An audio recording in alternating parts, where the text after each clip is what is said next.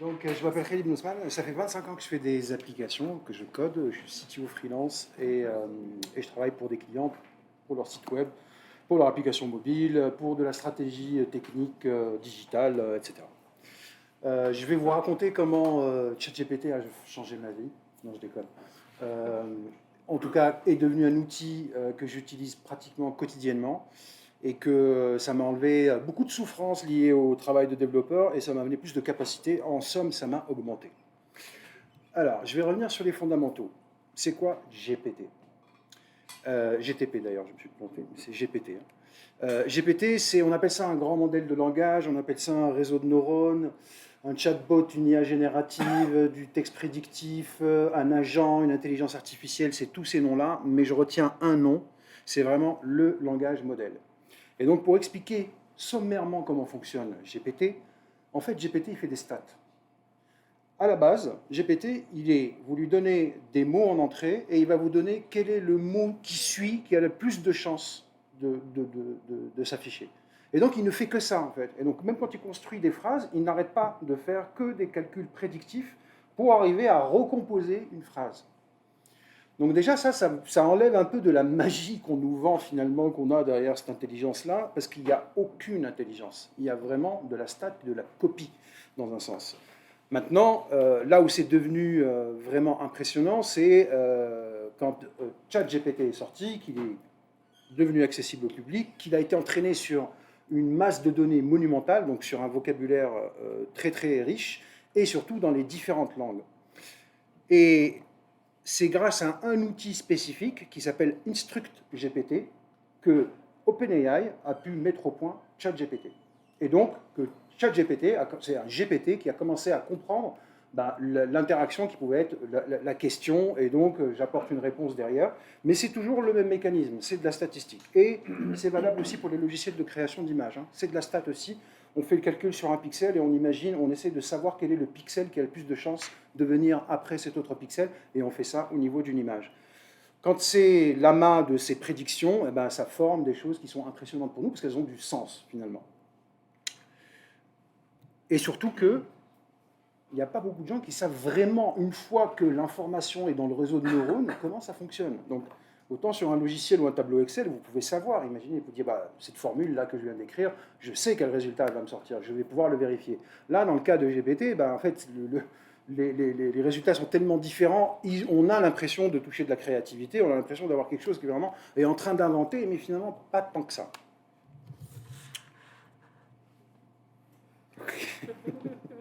C'est parce que c'est pas un sponsor officiel, donc je ne peux pas le laisser. Aujourd'hui, comment on accède à GPT? Eh bien, on y accède avec ChatGPT, que vous connaissez tous, qui est cette interface qu'on a, une interface web. Vous discutez avec l'IA. Ils ont rajouté un petit effet où vous avez le stream, ça s'appelle le stream de texte. Donc vous voyez le texte s'écrire lettre par lettre. Ça vous donne l'impression de vraiment discuter avec une personne. Donc c'est un peu un gimmick, mais qui fait vraiment énormément son effet.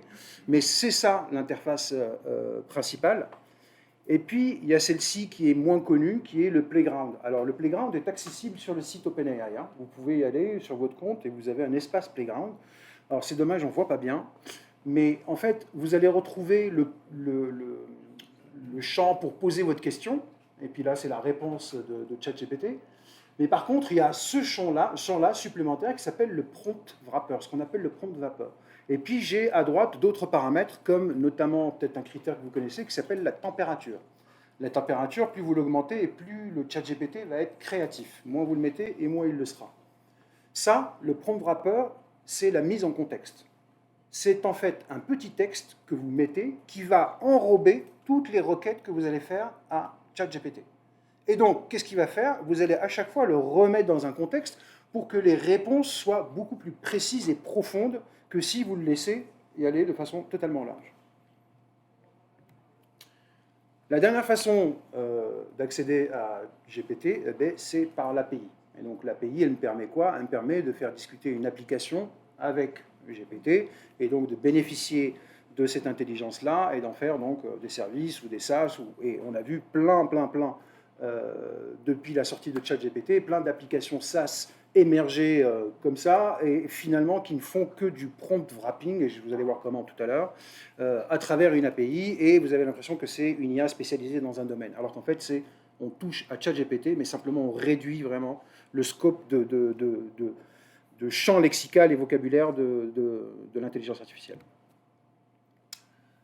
Alors, pour la petite blague, j'ai demandé à Midjourney de me faire un robot ChatGPT. Il m'a fait un chat avec un robot, juste pour la petite blague. On va voir ce que c'est que développer des applications avec GPT. Alors, ça, c'est des définitions qu'on trouve un peu communément un peu partout là aujourd'hui, parce qu'elles se sont un peu établies. Vous avez l'assistant spécialisé, l'automateur ou l'agent, et puis l'auto-GPT. Je ne sais pas si vous en avez un peu entendu parler, c'est différentes façons d'utiliser GPT. Alors, le compagnon, l'assistant, c'est le plus classique et c'est celui qu'on peut mettre en place même avec la partie web, enfin l'accès web à ChatGPT. En fait, vous avez le fameux prompt wrapper, qui est ce message système dans lequel vous allez injecter dans GPT de la personnalité, une expertise, et puis des instructions ou un cadre. Et là, ça va réduire. Et il y a une expérimentation qui est faite. On a posé un problème mathématique à ChatGPT quand il était en mode totalement ouvert. Il a fait faux. Et c'était un problème un peu tricky. Je ne l'ai pas là sous la main. On l'a reposé le problème en lui disant maintenant, tu es un mathématicien, tu as travaillé sur les mathématiques, tu as fait des recherches, blablabla, tu es un professeur, tu vas m'expliquer. Et bien là, il a eu la bonne réponse, alors que ce n'était pas bon la précédente. Dans mon cas perso, je suis développeur. J'ai voulu faire donc ma première expérience sur un WordPress. Et j'ai demandé donc à ChatGPT de développer un plugin. Mon prompt est là. Je lui dis, tu es maintenant expert de développement de plugins WordPress, tu sais développer des plugins qui respectent les standards de développement de WordPress en termes de sécurité et de bonnes pratiques. Et je fais du pair programming avec lui. Alors le pair programming, c'est qu'on est généralement deux développeurs devant notre page de code. Il y en a un qui va être l'observer et l'autre qui est le driver. Le driver, il pisse le code et l'observer, il regarde et puis il lui dit « Ah non, non, là tu te plantes ». L'observer a un peu plus de recul. Et en fait, on alterne les rôles. On fait ça pour la qualité du code et parce que ça fluidifie en fait. Parce que c'est compliqué de coder. Ça demande de la concentration, beaucoup de concentration et longtemps pour qu'on vraiment rentre dans le code. Donc c'est un mode de travail qui est vraiment très très efficace pour la qualité du code. J'ai fait la même chose avec ChatGPT et puis je me suis mis forcément dans l'observer et je lui ai demandé de bosser. Et alors là à droite vous voyez ma requête. Ma requête elle est quand même précise, c'est-à-dire que je fais déjà le travail d'analyse en ayant en tête que je travaille sur un WordPress. Donc j'ai la connaissance technique, j'ai la connaissance fonctionnelle, je sais comment WordPress fonctionne, et donc je vais vraiment être dans les détails, donc lui dire, bon écoute, là les rôles, c'est la gestion des rôles dans WordPress, c'est une mécanique fondamentale de WordPress. Custom Post Type, c'est quand vous voulez créer une entité de contenu qui est autre que des articles ou des pages. Donc ça, c'est des notions vraiment spécifiques à WordPress et au développement WordPress. Et puis, je lui mâche un peu le travail, donc voilà, je veux que des requêtes... Alors, d'ailleurs, j'ai oublié de vous dire, mais pour la petite histoire, le plugin, c'était un plugin de gestion de relations clients, en fait, citoyens. C'était pour une mairie, pour permettre aux citoyens d'aller ouvrir des tickets qui allaient être attribués à des agents en mairie, et les tickets, en fonction du thème dans lequel ils étaient rangés, créés, allaient vers une personne spécifique dans la mairie. Donc il y avait un workflow qui est relativement simple, mais quand même, il faut écrire ce plugin. Donc je lui explique tout ça, et il fait le travail. Alors, ça n'est pas magique, c'est-à-dire qu'il ne va pas tout faire d'un coup de cuillère et je suis là tranquillou. Non, il va écrire le code, mais il va faire des erreurs. Et puis il va faire aussi des grosses erreurs, des erreurs grossières. C'est-à-dire, typiquement, là, vous voyez qu'il a pondu deux codes PHP. Et bien, des fois, il va utiliser un nom de fonction, et puis, donc là, un deuxième nom de fonction, create request CPT, et puis après, plus loin dans le code, il va changer le nom de la fonction. Ou alors, il va créer un autre nom de fonction, mais avec une nomenclature différente.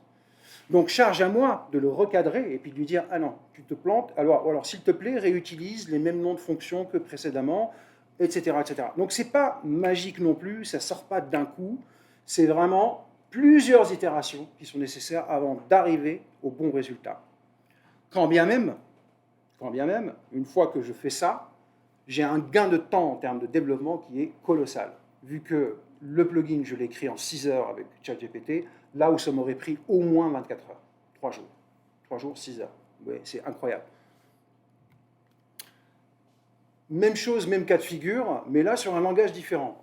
Alors, quand on est développeur, on a tendance plutôt à se spécialiser dans un langage, puis vraiment de faire ça pendant des années pour devenir le roi de ce langage, connaître les bugs, etc. Mais, et switcher d'un langage à un autre, ça demande vraiment c'est de la charge mentale, il faut réfléchir, c'est de la fatigue, et puis c'est des syntaxes différentes. Donc vous n'allez pas être à l'aise, si vous êtes à l'aise dans un langage, vous n'allez pas être à l'aise dans l'autre langage automatiquement. Ça va vous prendre du temps. Pourtant, il y a des langages qui sont plus adaptés pour faire des choses que d'autres. Un client est venu, il m'a demandé de faire du scrapping. Il avait un client à lui qui est une pharmacie qui avait besoin de référencer, de savoir dans un certain nombre de pharmacies qui avaient leur site web combien de ces produits étaient visibles. Et donc, on a développé, je suis allé voir Chatou, je l'appelle comme ça. Chatou, s'il te plaît, développe-moi un script qui va aller scraper tel site web. Et puis, pareil, en itératif, on a fait un échange, je fais le test, je reviens, on recale. Au final, il me pond le code qui non seulement va faire le scrapping, consulte les sites web, mais en plus me génère un rapport super joli et envoie le mail. Donc c'est magique, c'est génial, c'est super. Python, magique. Ensuite, la première, donc, c'était vraiment le basique. Et une chose importante à savoir, je reviens un peu, c'est que, alors je ne l'ai pas mis là, c'est que le prompt wrapping, vous pouvez le faire sur ChatGPT classique. Il suffit que le premier message que vous envoyez à ChatGPT, ce soit la mise en contexte et donc ce fameux message qui va lui dire « Bon, maintenant tu es spécialiste en tel sujet, nanana, et je veux que tu me répondes que sur ces sujets-là. » Il va garder la mémoire du premier post que vous avez fait, du premier message, et tous les messages à suivre seront donc wrappés dans ce prompt. Deuxième façon de faire du prompt wrapping et de pousser un peu plus, on va dire, le rôle de GPT, c'est d'en faire un assistant spécialisé. Quand je dis spécialisé, pourquoi? Vous savez que ChatGPT n'a été entraîné que sur des données jusqu'en 2022, donc il y a plein de choses qu'il n'a pas. Vous avez peut-être besoin de le nourrir en données plus récentes, ou alors vous avez vos propres données à vous, et vous voulez faire tourner ChatGPT sur vos documents à vous, ou ce genre de choses. Eh bien, qu'est-ce que vous allez faire? Vous avez toujours un prompt wrapper, mais vous allez faire ce qu'on appelle une vector DB, et je l'explique tout à l'heure ce que c'est. Toutes vos données externes que ChatGPT n'a pas aujourd'hui, ben vous allez les injecter dans cette fameuse base de données. Et ensuite, avec le prompt wrapper, vous allez dire à ChatGPT, OK Coco, maintenant tu vas me répondre sur les questions que je vais te poser sur tel sujet, mais tu vas me répondre en utilisant les sources de documents qui sont là. Une vector database, c'est quoi? C'est une base de données pondérée avec des vecteurs. C'est en fait quand vous envoyez, c'est comme ça que ChatGPT fonctionne, ChatGPT, vous lui donnez un mot, en fait il va le placer dans des dimensions, et c'est des centaines c'est des milliers de dimensions, et il va lui donner un nombre. Ce nombre-là varie en fonction du domaine et de la dimension où votre mot a été enregistré. Et donc c'est ce lien entre les nombres qui va permettre à ChatGPT de retrouver un lien entre les mots et d'arriver à donner du sens et de l'exactitude et de la cohérence pour répondre à votre question. Donc en fait, pour arriver à nourrir ChatGPT avec vos données, c'est pas vous lui donner le doc, même si vous pouvez le faire à partir du chat directement. On va dire que si vous avez beaucoup de data à traiter, il faut d'abord les injecter, les mouliner dans une base de données, vector, et c'est en fait ChatGPT qui va créer la base de données. Vous lui donnez l'information, les documents, il va remplir cette vector database, et cette vector database, vous allez pouvoir l'interroger, et donc il sera entraîné sur vos données à vous, il vous répondra donc sur vos données à vous. Personne d'autre a accès à cette base de données? Non, personne d'autre n'a accès à cette base de données, mais attention aux données confidentielles, premier point, et deuxième point, en fait, c'est l'hébergeur de la vector DB qui, lui, a accès à votre information. Donc il faut voir avec l'hébergeur les conditions d'utilisation. Aujourd'hui, le service le plus connu là-dedans, c'est Pinecone, qui appartient à OpenAI, comme par hasard. Donc, bon, maintenant, c'est possible d'assurer une souveraineté sur ses propres données, mais je n'irai jamais lui envoyer des données trop confidentielles, trop sensibles, parce que c'est pas sérieux. Donc, mon assistant spécialisé, là, par exemple, vous avez un exemple d'application qui se base sur ce principe-là. Vous savez que Elon Musk a mis en public tout l'algorithme de recommandation. Il l'a mis en open source sur GitHub. Vous pouvez y accéder. Regardez comment le code informatique de recommandation de Twitter fonctionne. Vous pouvez voir machin. Eh bien, il y a un gars, il a entraîné ChatGPT sur cet algorithme-là et il a créé une interface pour que vous puissiez venir lui poser des questions sur ce code informatique-là, spécifiquement. Et donc, là, vous pouvez aller lui demander comment je fais pour avoir mes tweets qui soient recommandés plus que les autres. Et il va donc, en s'appuyant sur ce qui a été injecté sur la VectorDB, arriver à vous répondre et être précis. J'ai vécu la même chose, enfin, j'ai eu à faire la même chose aussi sur un framework pour une mise à jour d'un site. On est passé de Nuxt 2 à Nuxt 3, qui sont donc deux frameworks avec vraiment un gros changement. ChatGPT n'était entraîné que sur le Nuxt 2, je l'ai entraîné sur Nuxt 3 pour qu'il puisse m'aider à faire la migration. Donc on a vu l'assistant spécialisé, on a maintenant l'agent ou l'automator qui peut devenir un automator. Automator, c'est-à-dire que vous pouvez créer des automations un peu sur n'importe quoi. Là, toujours le même principe, hein, j'ai un prompt wrapper et j'ai des séries de tâches d'actions. Et la nouveauté aussi, c'est que j'ai un GPT qui est connecté à des outils. Donc vous savez que le dernier ChatGPT, maintenant on peut gérer des images, il gère des plugins, il a la possibilité d'aller naviguer sur Internet, il peut aller consulter des pages web. Donc il a accès à un certain nombre d'outils qui vont lui permettre d'être plus que le simple chatbot qu'on connaît. Et il va pouvoir, du coup, faire des actions intéressantes. Et donc notamment, par exemple, s'interfacer avec l'API de Gmail, ou avec votre API de Google Doc, ou votre API interne de votre application avec vos données, et puis mettre tout ça en sauce, et puis vous pouvez faire des choses assez incroyables. Envoie-moi par email la liste des articles à lire sur tel sujet, ou liste-moi les tweets que je dois lire sur tel sujet, donne-moi une qualification de sentiment des tweets du jour sur tel compte, écris-moi des tests fonctionnels pour tel code informatique. Là-dessus, beaucoup de gens sont en train de monter au créneau. Zapier a créé... Pardon ? Ouais, voilà. Zapier a lancé des connecteurs maintenant, et on a une foultitude, hein, VoiceFlow, enfin on en voit vraiment, ça facilite, c'est incroyable, parce que du coup vous créez une application juste avec des blocs intelligents disponibles sur une application, et vous les linkez, et puis vous avez votre chat GPT qui est au milieu, et qui va faire vraiment le travail d'intelligence. Là, on peut imaginer plein de choses. Hein. C'est labelliser mes emails en fonction de l'expéditeur, en fonction du type de contenu. Traite-moi les emails en fonction de ce qu'il y a de plus important ou pas, etc. etc. Traite-moi les données. Fais-moi un résumé des articles les plus importants sur WordPress, sur telle technologie, sur tel sujet. Ça me fera gagner du temps. Ensuite, le dernier, c'est celui... dont on parle beaucoup dans le domaine, c'est le fameux AutoGPT. AutoGPT, c'est un GPT qui travaille tout seul. Donc c'est un GPT qui va être capable de faire des actions tout seul sans que vous fassiez un déclenchement à chaque étape. Je peux aller voir GPT, je lui dis crée-moi mon entreprise. GPT va d'abord générer les étapes nécessaires à la création d'une entreprise.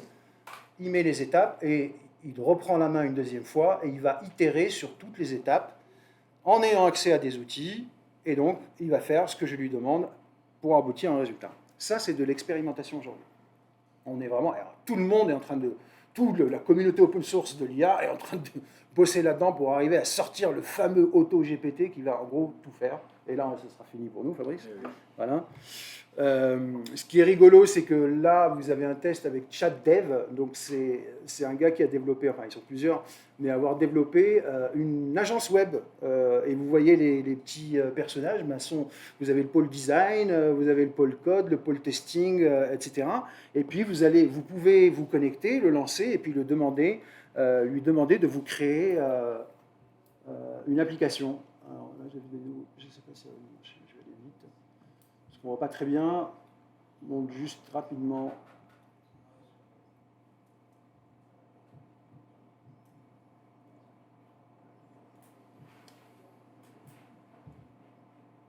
Voilà, j'ai ma demande. Et puis là, vous allez voir que ça va initier. Donc, il y a le premier agent qui va définir la demande. Bon, il faut faire ça. Il donne les ordres, et puis vous avez un autre agent qui va lui répondre, et encore un troisième agent qui répond. Et donc, vous avez des agents qui commencent à discuter entre eux pour faire votre boulot, et puis ça va tourner. Et puis, le truc incroyable, c'est que là, aujourd'hui, c'est pour des applicatifs assez simples, mais ça les réalise quand même.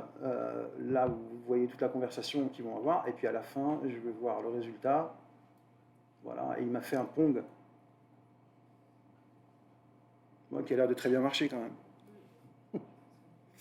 Donc il y a plein d'exemples là-dessus, vous les voyez faire plein de types d'applications. Maintenant, voilà, c'est des applis qu'on connaît, c'est des choses qu'on a déjà vues, c'est un peu du gimmick encore pour l'instant, mais il faut un peu imaginer Faut voir, Microsoft a injecté énormément d'argent, ils viennent de sortir un framework qui s'appelle Autogène, donc on sent que c'est le prochain vraiment gros sujet, et que tout le monde va s'engouffrer là-dedans, parce que là, vous aurez vraiment un assistant qui sera un peu autonome, donc on aura encore plus de bénéfices quand il s'agira de traiter de l'information et d'être assisté, justement.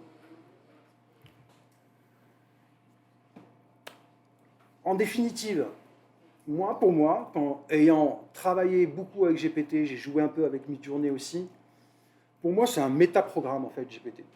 Et c'est un métaprogramme qui a une interface, qui n'est pas une fenêtre avec un clavier, mais qui est le langage naturel. Et en fait, qu'est-ce que vous programmez? Vous faites de la programmation sémantique et un peu cognitive. Le mot est un peu fort. Mais vous faites un peu ça, en fait.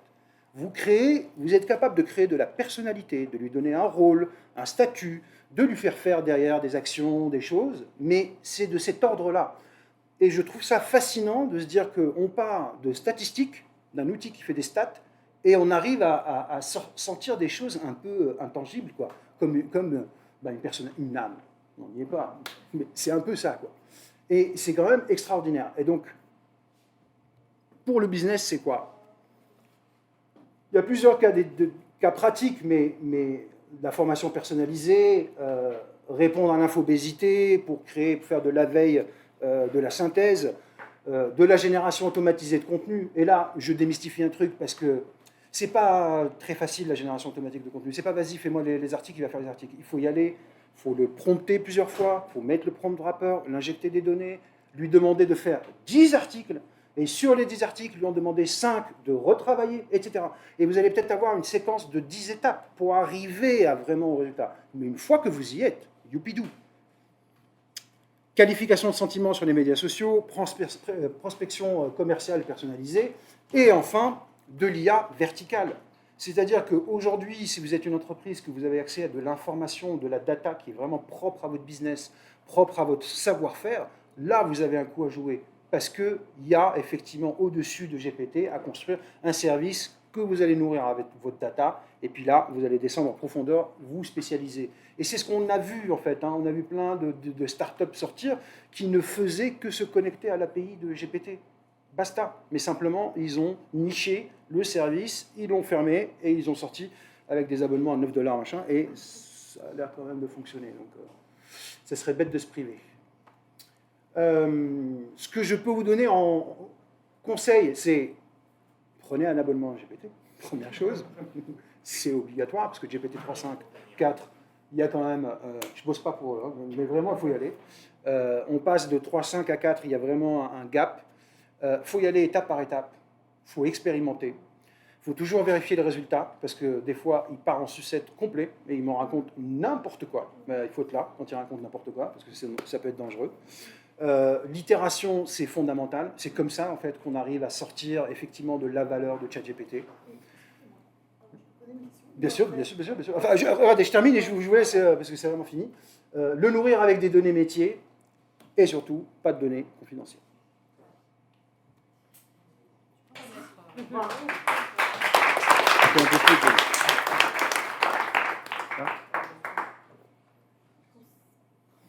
Concernant l'itération, justement,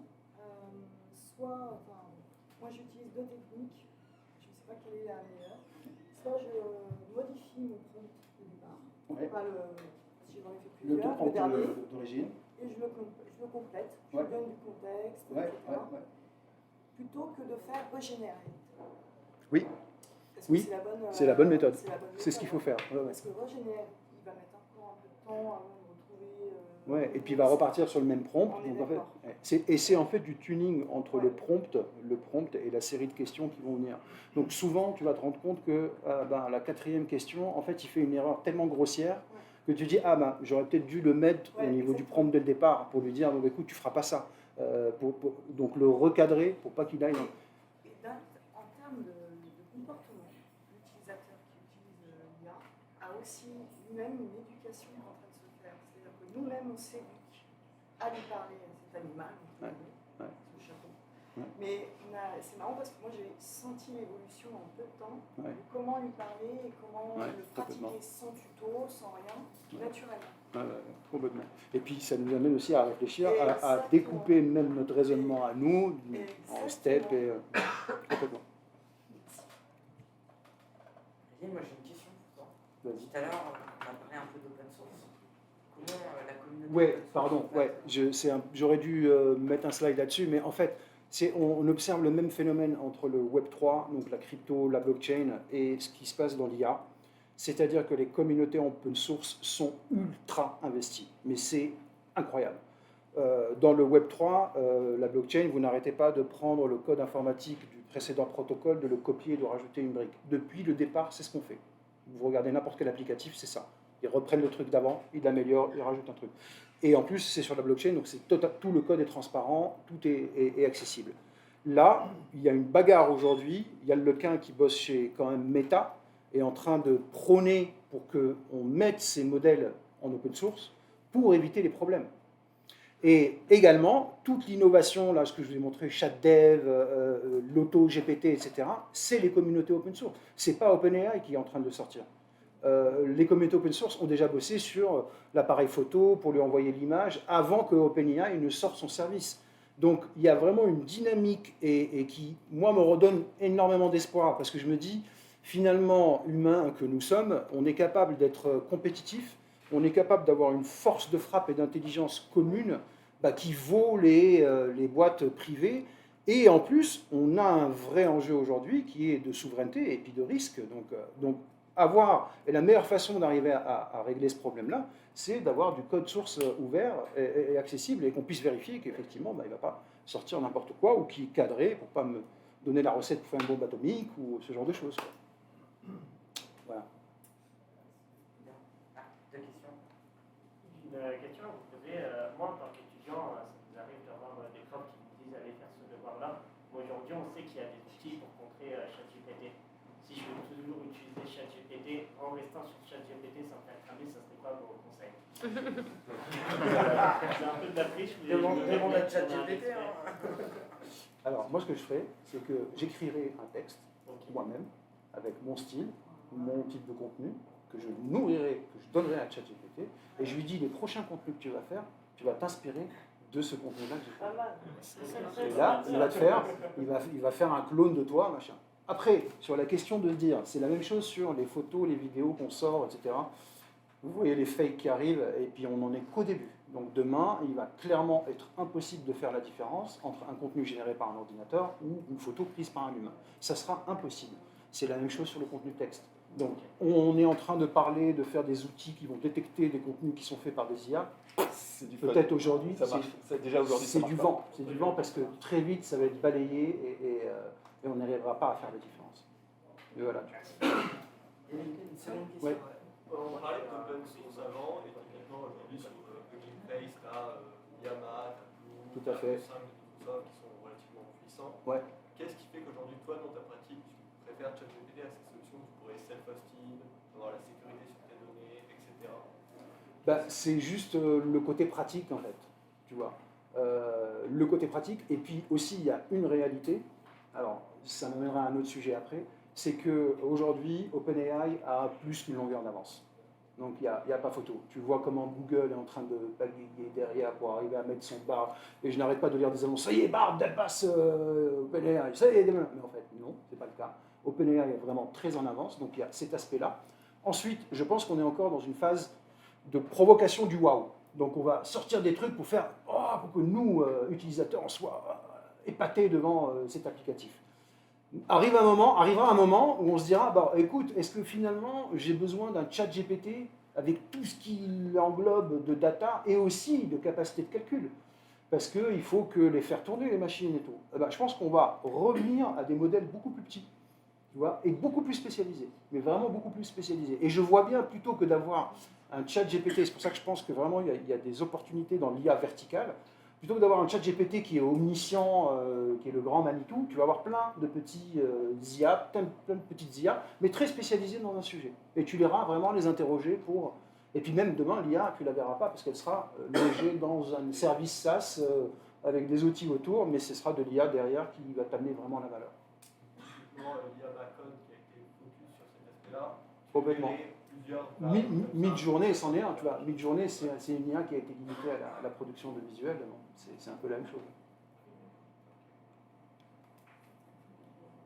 Est-ce que tu as posé la question à ChatGPT de son empreinte carbone?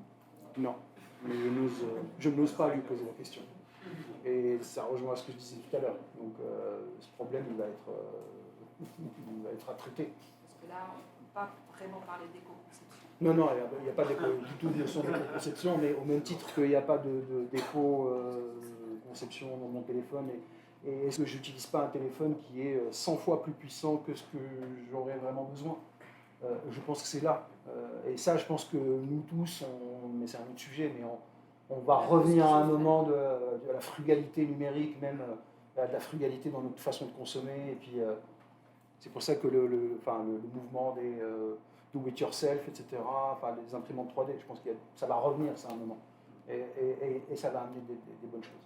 Et la frugalité, elle concerne aussi le pot qu'on va boire tout de suite, ou pas, Ah, je sais pas. Et Je pense qu'on d'ailleurs, est à l'infini, là. Là, tout le temps, on va prendre 2 questions, et puis après, on va passer. On vous demandera un petit peu d'aide là, pour se mettre en place, etc. Et voilà, donc. Ouais, Je me permets juste de rebondir sur ce que madame elle a dit, juste pour donner un ordre de grandeur sur l'empreinte carbone. Je sais, on avait étudié la blockchain Ethereum avant qu'il fasse le merge, Le Ah, proof of stake. 1.2. Ethereum, la blockchain Ethereum, c'était l'empreinte carbone de la Suède. C'est énorme. On ne s'en rend pas compte vraiment de l'empreinte carbone de ces technologies, mais c'est quelque chose de démesuré. Et OpenAI, j'imagine que c'est plus gros que Ethereum. C'est plus gros. Après, je sais pas si c'est. Après, ces calculs sont. Ouais, très c'est difficile, mais. Non, c'est dans le rapport d'Ethereum quand ils ont fait le merge. En fait, Oui, mais c'est un même rapport les calculs d'Ethereum eux-mêmes sont très discutés, très discutables. Et il suffit de prendre les calculs qui ont été faits il y a 2 ans pour s'apercevoir que si tu projettes des trucs, tout le monde a déjà largement dépassé la consommation d'énergie sur Terre, à commencer par Bitcoin, et que donc forcément les calculs sont bidons. Il y a énormément de fantasmes dans les calculs de traces carbone et de consommation énergétique des technos, en particulier autour des cryptos, mais pas que. La réalité, c'est que oui, il n'y a pas d'éco-conception, à commencer par les codeurs. Hein. Tu peux pondre un code qui fait une fonction, tu peux le pondre de façon à ce qu'il consomme 10 cycles machine ou 100 cycles machine. Tu t'en fous, c'est de l'Amazon Web Service, ça coûte rien. Mais en termes de consommation carbone, c'est pas la même chose. Enfin, sur une blockchain, ça te coûte de l'argent. Sur Si une ton blockchain, code ça coûte informatique est de trop l'argent. est mal écrit, ça va te coûter des Allez, fees. je propose qu'on prenne une dernière question. Ouais. Et puis comme ça, on peut reparler d'éco-conception autour d'une écolière. Des copies, Une ouais. question sur un autre sujet. Quel est ton sentiment, ton expérience de l'impact en tant que CTO, de l'impact de GPT d'un point de vue sécurité des sites? La sécurité des sites. Ben, c'est l'exemple que je donnais tout à l'heure, c'est-à-dire qu'il fait beaucoup d'erreurs, tu vois. Et j'ai pas montré, il y a une autre IA qui fait vraiment fureur chez les devs, c'est Copilot. Copilot, et c'est GitHub qui fait ça. Et il est injecté, il est dans ton IDE, donc dans ton éditeur de code, tu vois. Et donc tu commences à écrire et il va te faire de la complétion, etc. Pour moi, ça n'enlève pas, ça ne va pas régler tes problèmes de sécurité, ça va peut-être même, dans un premier temps, en provoquer plus, si tu fais totalement confiance à ChatGPT et que tu ne vérifies pas derrière. Ça, c'est une certitude. Parce qu'il fait des conneries. Ça, c'est la première chose. Et deuxièmement, c'est vraiment le mythe de se dire il va faire tout le boulot à ma place. C'est pas vrai non plus.